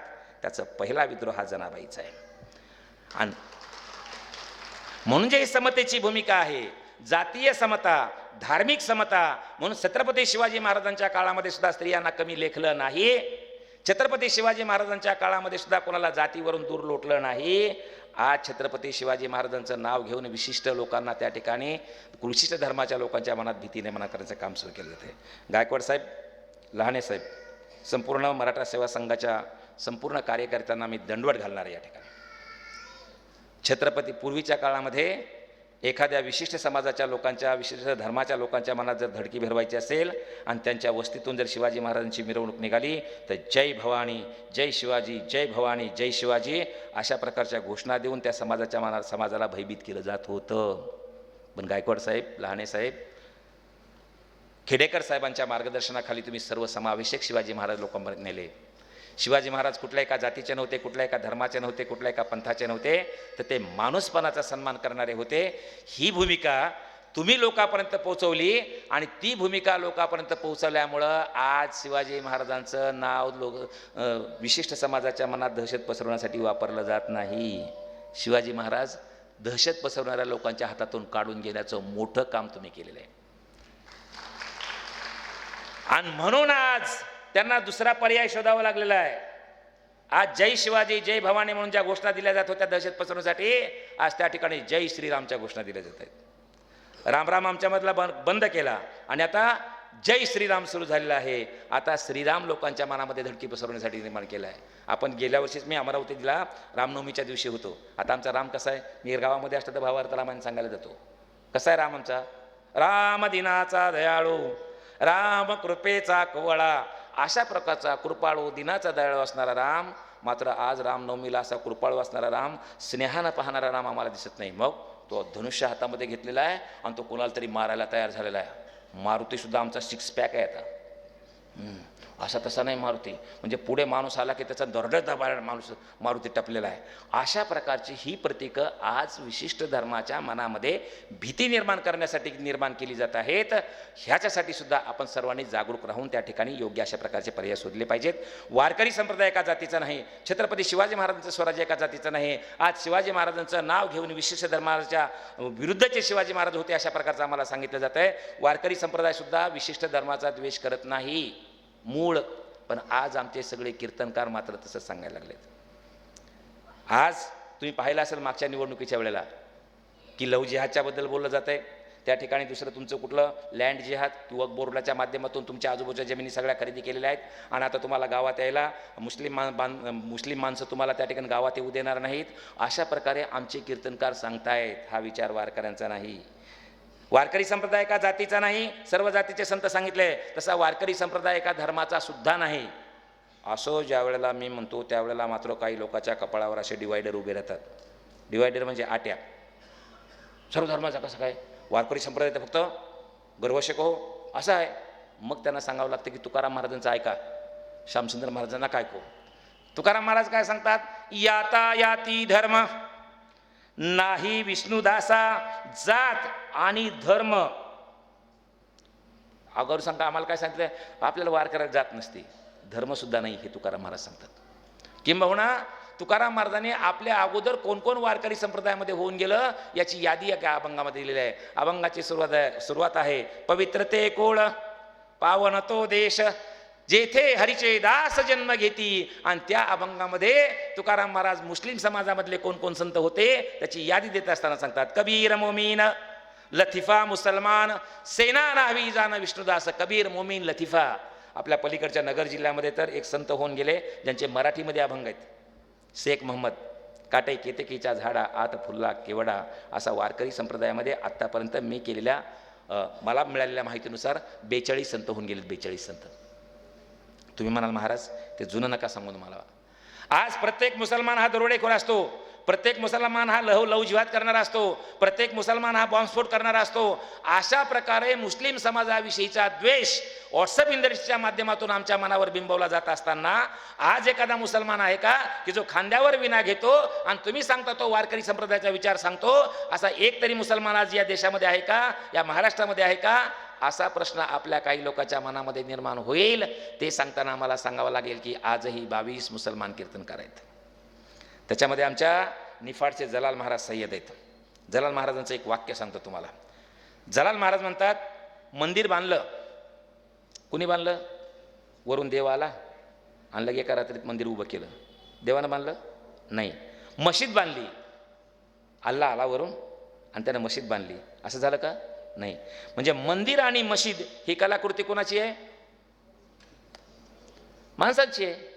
आणि मग मंदिर पाडल्यामुळे, माणसाची कलाकृती पाडल्यामुळे जर माणसाला राग येत असेल, माणसानं बांधलेली मशीद पाडल्यामुळे जर माणसाला राग येत असेल, तर आपण हा देह देवानं निर्माण केला म्हणतो. मग जर हा देह निर्माण केलेला देवानं निर्माण केला असेल आणि जर तो मशीद आणि मंदिरीवरून तुम्ही नष्ट करत असाल, तर तो देवाला किती राग येईल, अल्लाला किती राग येईल, येशूला किती राग येईल. आणि म्हणून तुम्हाला जर तुमचा देव, तुमचा अल्ला, तुमचा येशू खुश व्हावा असं वाटत असेल, तर कुणालाही मारू नका, असं जलाल महाराज सय्यद सांगतात. म्हणजे आजही 22 मुसलमान कीर्तनकार आहेत, म्हणून वारकरी संप्रदाय एका धर्माचा नाही. असं म्हणल्यानंतर काही लोक म्हणतात, महाराज छत्रपती शिवाजी महाराजांच्या बद्दल आपल्याला माहिती आहे की छत्रपती शिवाजी महाराजांच्या सुद्धा ते मुसलमानांच्या विरोधात होते, मुस्लिमांच्या वगैरे विरोधात होते असं सांगितलं जातं. पण आपण इतिहास पाहतो आहोत की शिवाजी महाराजांच्या सैन्यामध्ये सुद्धा अनेक मुस्लिम होते, नवे नवे अनेक महत्त्वाच्या पदावर होते. आपल्याला अफजल खानाच्या कोथळा काढला त्यावेळची आपल्याला माहिती की इकडून कोण होतं आणि तिकडून कोण होतं. आपल्याला त्या ठिकाणी ज्या वेळेला महाराज त्या औरंगजेबाच्या पासून निसटले त्यावेळेला त्यांना सोडवणारा कोण, मदारी मेहतर होता. हा सगळा इतिहास आम्हाला कोण होता, शिवाजी कोण होता, याच्या माध्यमातून आम्हाला गोविंद पानसरे साहेबांनी शिकवलेलं आहे. म्हणजे वारकरी संप्रदाय एका धर्माचा नाही, छत्रपती शिवाजी महाराजांचं स्वराज्य एका धर्माचं नाही, त्याच्यामध्ये सुद्धा मुस्लिम होते. मग असं म्हणलं की मला म्हणतात, महाराज तुम्ही हिंदू आणि मुस्लिम दोघंच सांगितले, मग इथे आणखीन एका धर्माबद्दल सुद्धा खूप मोठा त्या ठिकाणी गदारोळ केला जातो की त्यांच्या ज्या सगळ्या सेवा उपक्रम आहेत, त्यांच्या ज्या शाळा आहेत, त्यांचे जे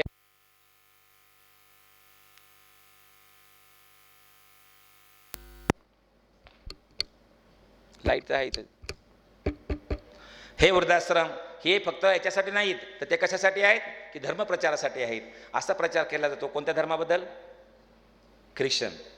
मग ख्रिश्चन धर्मामधला एखाद्या माणसानं तुमचा वारकरी संप्रदायाचा विचार लोकांपर्यंत पोहोचवण्यासाठी काही प्रयत्न केलाय का, असा मला प्रश्न विचारला जातो. त्यावेळेला त्यांना सांगावं लागतं की 3-4 वर्षापूर्वी अखिल भारतीय मराठी साहित्य संमेलनाचे अध्यक्ष होते फादर फ्रान्सिस दिब्रिटो.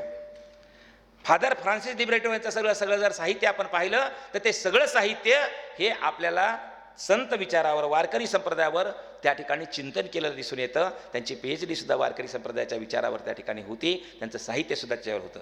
आणि याच्या अगोदर जर पाहायचं झालं तर आपला जो 5वा वेद आहे, तो 5वा वेद पहिल्यांदा सरकारी खर्चानं प्रसिद्ध करून कमी किमतीत लोकांना उपलब्ध कोणी करून दिला असेल तर तो कोणत्याही हिंदू राजानं दिला नाही, हिंदू पंतप्रधानांनी दिलं नाही, हिंदू मुख्यमंत्र्यांना दिलं नाही. तर तो 5वा वेद सरकारी पैशानं खर्च करून कमी किमतीत लोकांना कोणी उपलब्ध करून दिला असेल तर त्या माणसाचं नाव आहे ग्रँट अलेक्झांडर.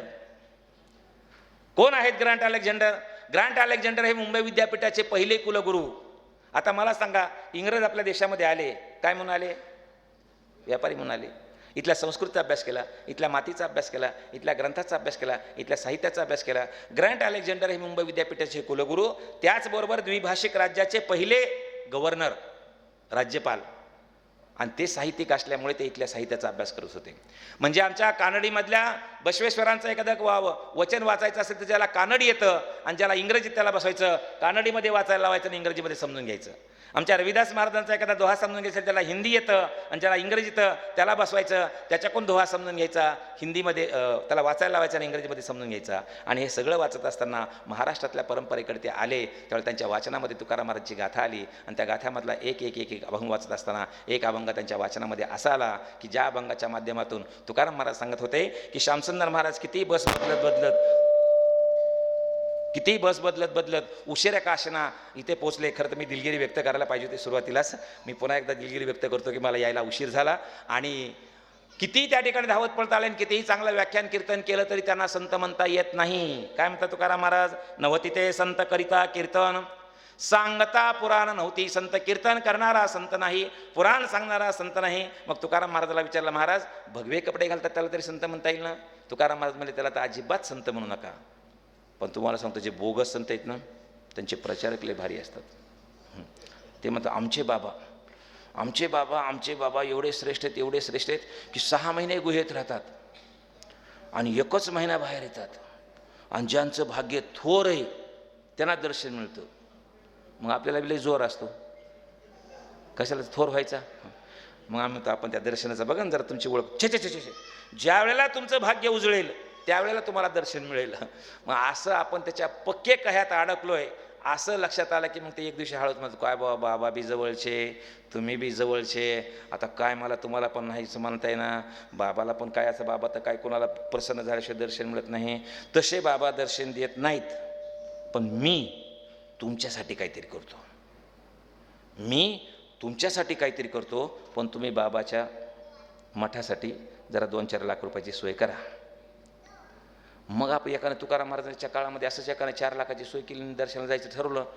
पण मला जाता जाता तुकाराम महाराजाला विचाराव्या दर्शन घेऊ का म्हणून. त्याने विचारलं, महाराज गावामध्ये एक साधू आलेत आणि ते दर्शनासाठी 4 लाख रुपये मागायला लागलेत. माझ्याकडे 4 लाख रुपये आहेत, पण 4 लाख रुपये दर्शन घेऊन घेऊ का. तुकाराम महाराजांनी विचारलं, 4 लाख रुपये देऊन दर्शन घेण्याचं मोठे पण काय. ते म्हणले 6 महिने गुहेत राहतात. तुकाराम महाराज हसले आणि म्हणले, केवळ 6 महिने गुहेत राहत आहे म्हणते दर्शन घेण्यापेक्षा म्हणले उंदराचं घेणं. ते म्हणले 12 महिने बिळात राहते. कोण म्हणलं, मी नाही बरं का. तुकाराम महाराज म्हणले. मग तुकाराम महाराजाला विचारलं, महाराज तुम्ही श्यामसुंदर महाराजाला संत म्हणत नाही, भगवे कपडे घालणारा संत म्हणत नाही, गुहेत राहणारा संत म्हणत नाही, मग या जगात संत नाहीच का, या जगात साधू नाहीच का. आणि मग तुकाराम महाराजांनी केलेली ती साधुत्वाची व्याख्या. तुकाराम महाराज म्हणतात, मग होय साधुत्व आहे, होय संतत्व आहे, होय देवत्व आहे. कुणाकडे आहे, जे का रंजले गांजले त्याशी म्हणे जो आपुले, तोची साधू ओळखावा आणि देव तेथेची जाणावा. जो गोरगरिबांची सेवा करतो तो खरा संत आहे, तो खरा देव आहे. अलेक्झांडरला पटलं आणि 1868 साली तुकाराम महाराजांची गाथा प्रसिद्ध करण्यासाठी अलेक्झांडरने इंग्रजी खजान्यातून त्यावेळेला 24,000 रुपये खर्च करून गाथा प्रसिद्ध केला. म्हणजे वारकरी संप्रदाय एका जातीचा नाही, एका धर्माचा नाही, फक्त पुरुषांचा नाही. तसं छत्रपती शिवाजी महाराजांचं राज्य एका जातीचं नाही, एका धर्माचं नाही, एका पंथाचं नाही, आणि ते फक्त पुरुषांचं नाही. तसंच आपलं भारतीय संविधानसुद्धा एका जातीचं, एका धर्माचं, एका पंथाचं नाही. म्हणून जर आपण खरे वारकरी असो, जर आपले छत्रपती शिवाजी महाराजांच्यावर खरी आपली श्रद्धा असेल, तर आपण जातीवरून, धर्मावरून, पंथावरून कुणाचाही द्वेष केला नाही पाहिजे. म्हणून मी आज घड्याळ फारच पुढे गेला असं अचानक माझ्या पण लक्षात आलं. गायकवाड सर म्हणाले होते की किती वेळ चालू द्या, पण तुम्ही 5 वाजता आलेले आहेत, मला कल्पना आहे. मला यायला 1 तास उशीर झाल्याच्याबद्दल मी दिलगिरी व्यक्त करतो. आणि आता मी पुढच्या 7 मिनिटामध्ये माझा समारोप करणार आहे. काय करा की आजपासून फक्त कुणाचा जातीवरून द्वेष करू नका, कुणाचा धर्मावरून द्वेष करू नका. आणि एवढं जर केलं तर खऱ्या अर्थानं तुम्हाला देव पावन होईल. कारण ती पूजा सांगणार आहे मी. आता महाराज असल्यामुळे पूजा बीजा तर सांगितल्या पाहिजेत ना. हां, तर म्हणून तुम्हाला एक पूजा सांगणार आहे. तेवढी पूजा तुम्ही केली, अर्थात ती पूजा मी नाही सांगितली, तुकाराम महाराज सांगितली आहे. तुकाराम महाराज म्हणतात की तुम्हाला जर पूजा करायची असेल तर त्या पूजेचं वर्म सांगतो, त्या पूजेचं टेक्निक सांगतो, त्या पूजेचं तंत्र सांगतो. महाराज म्हणतात काय तंत्र आहे, कोणाही जीवाचा न घडो मत्सर, कोणत्याही जीवाचा मत्सर घडू नये, हे तंत्र आहे, हे टेक्निक आहे, हे वर्म आहे. कशाचं, पूजेचं. काय म्हणतात तुकाराम महाराज, कोणाही जीवाचा न घडो मत्सर, वर्म सर्वेश्वर पूजनाचे. सर्वेश्वर असणाऱ्या देवाचं पूजनाचं वर्म काय असेल तर कोणाही जीवाचा मत्सर घडू नये. इथं महादेवाच्या पूजेचं नाही म्हटलं, विष्णूच्या पूजेचं नाही म्हटलं, अल्लाच्या पूजेचं नाही म्हटलं, येशूच्या पूजेचं नाही म्हटलं. ज्याचा जो ईश्वर असेल त्याला जर त्याचा ईश्वर खुश व्हावा असं वाटत असेल तर कोणाचाही मत्सर करू नका. आज या निमित्तानं आपल्या सर्वांना मी एकच आवाहन करील की आजपासून कोणाचाही जातीवरून, कोणाचाही धर्मावरून, कोणाचाही पंथावरून द्वेष करू नका. तुम्ही म्हणाल महाराज आत्ताच तुम्ही सांगितलं की सर्वत्र जातीयतेचा विद्वेष पसरलेला आहे, धर्मांधतेचा विद्वेष पसरलेला आहे, अंधश्रद्धेचा विश्वास पसरलेला आहे, वनवा पेटलेला आहे. आणि अशा वेळेला आम्ही एकट्याने जर समतेचा मंत्र घेऊन निघालो, जर विवेकाचा मंत्र घेऊन निघालो तर त्याने काय फरक पडणार आहे. आणि हा जर फरक पडणार नसेल तर आम्ही तरी कशाला हा प्रयत्न करावा असा प्रश्न आपल्या मनामध्ये निर्माण होईल. त्याच्यासाठी चिमणीची एक छोटीशी गोष्ट सांगून मी थांबणार आहे. एका जंगलाला आग लागलेली असते. सर्व प्राणी आपल्या आपल्या परीनं आग विझवण्याचा प्रयत्न करतात. हत्ती आपल्या सोंडेतून पाणी आणतो, वाघ आपल्या तोंडातून पाणी आणतो, उंट आपल्या पाठीच्या कण्यातून पाणी आणून त्या आग विझवण्याचा प्रयत्न करतो. त्याच वेळेला एक छोटीशी चिमणी नदीवर जाते, 2 थेंब घेते, आगीवर टाकते, नदीवर जाते, 2 थेंब घेते, आगीवर टाकते. चिमणी घामाघूम होते. आणि चिमणीचं हे झालेलं घामाघूम रूप हत्ती पाहतो आणि त्याला एवढ्या संकटात हसू येतं आणि हत्ती म्हणतं, चिमणीबाई, अगं एवढा मोठा वनवा पेटलाय आणि तू 2 थेंब पाणी आणून टाकतेस, तुझ्या 2 थेंब पाण्याने हे आग विझणार आहे का? जमलेल्या माझ्या बंधू आणि भगिनीनो, त्यावेळेला चिमणीनं जे दिलेलं उत्तर आहे ते उत्तर आपल्या हृदयावर कोरून घरी जा. चिमणी म्हणाले, हत्ती दादा, माझ्या या 2 थेंब पाण्याने ही आग विझणार नाही, मला माहित आहे, माझ्या शक्तीची मर्यादा मला माहित आहे. पण हत्ती दादा, ज्या वेळेला या आगीचा इतिहास लिहिला जाईल त्यावेळेला माझं नाव आग लावणाऱ्यांच्या यादीत नसेल, तर आग विझवणाऱ्यांच्या यादीमध्ये असेल.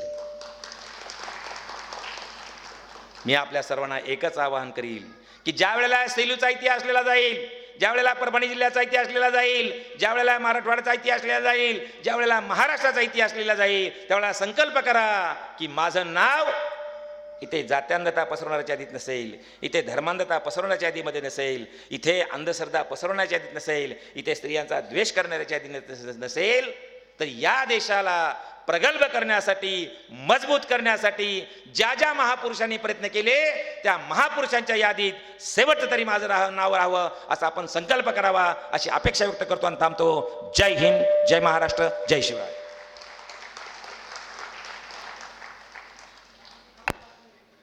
धन्यवाद महाराज. अनेक विचारावर महाराजांनी प्रकाश टाकला, अनेक मुख्य प्रश्नांना महाराजांनी